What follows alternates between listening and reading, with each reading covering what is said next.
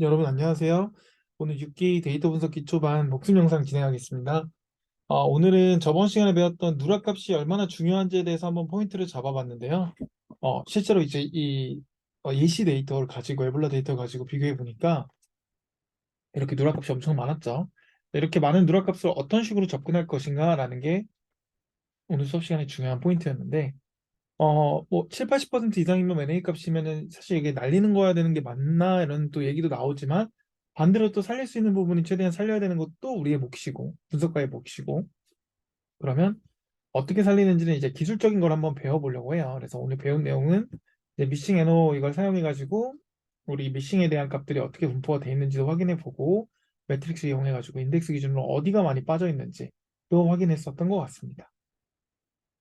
그 다음에 이제 NA 값 대체하는 법에 대해서 우리가 그냥 이 에볼라 데이터 기본으로 해가지고 이 케이스 리베리아에 대한 이거를 평균으로 잡아보고 이걸 가지고 우리가 대체 값을 어떤 식으로 했는지를 두 개를 일단 봤죠. 그래서 필라에서 FPL이랑 BPL 이용해가지고 앞서서 어떻게 결측치가 들어가는지 확인했고 이 결측치 원리는 여기 나와 있으니 읽어보시면 됩니다.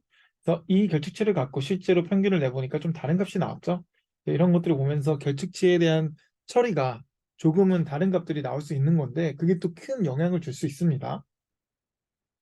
특히 보관법 같은 경우는 수업 시간에 말씀드렸지만 두 개의 중위수, 그러니까 두 개의 양사의 값에 미디안 값을 대체하는 값으로 형성이 됐고 이 보관법은 기본적으로 상당히 많은 것들이 있어요. 방법이.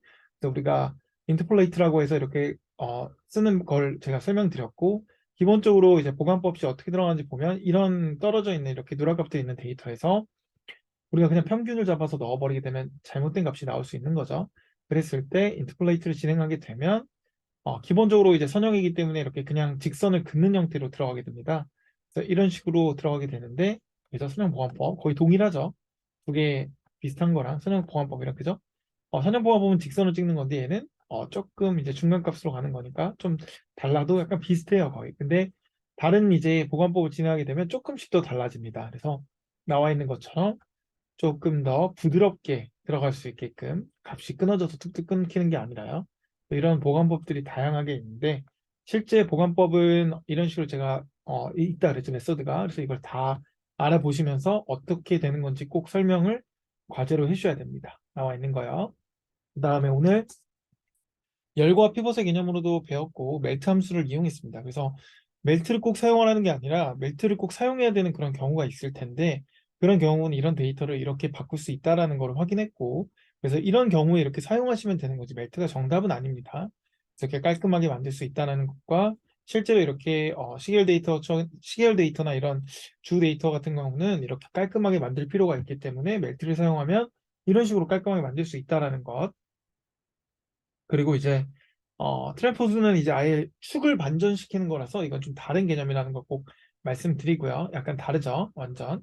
그 다음에 이제 나와 있는 것처럼 어, 해당 컬럼을 이제 유의미하게 변수를 만들 수 있는 방법 중 하나가 멜트에서 가지고 온 거를 이런 식으로 스플리트로 나눠가지고, 그죠? 멜트에서 가져온 값들이 여기 아까도 설명드렸지만 케이스랑 이렇게 나라가 있는데 얘네가 붙어져 있었잖아요, 그죠? 근데 붙어져 있는 거를 여기 위에 보면 어딨죠? 에볼라 데이터가 너무 올라갔네요. 붙어져 있는 이 컬럼을 살려서 나눠가지고 더 의미를 만들어 보자 이런 개념이거든요.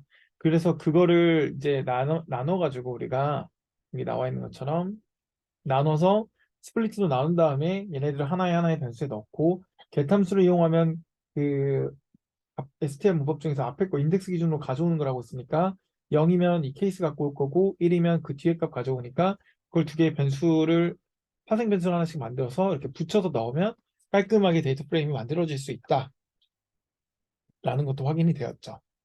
그 다음에 피벗 테이블도 가능하고 엑셀의 그 피벗 테이블입니다. 그래서 본인이 원하는 컬럼과 본인이 원하는 밸류와 뭐 집계 함수와 인덱스도 넣을 수 있고 다양하게 할 수 있어요. 그래서 이런 부분은 직접 한번 다양하게 시도해 보면서 이렇게도 바뀌고 저렇게도 바뀐다는 걸 여러분이 확인하시면 좋을 것 같아요. 그래서 이번에 필수 과제 1번과 2번이 있는데 이 내용도 잘 진행해 주셔서 오늘 배웠던 것들이 어떤 상황이 와도 나는 이제 쓸 수 있는 그런 문법을 알고 있기 때문에 다양하게 사용해 보시면서 원리를 이해하시면 좋을 것 같습니다. 오늘 여기까지 진행하겠습니다. 감사합니다.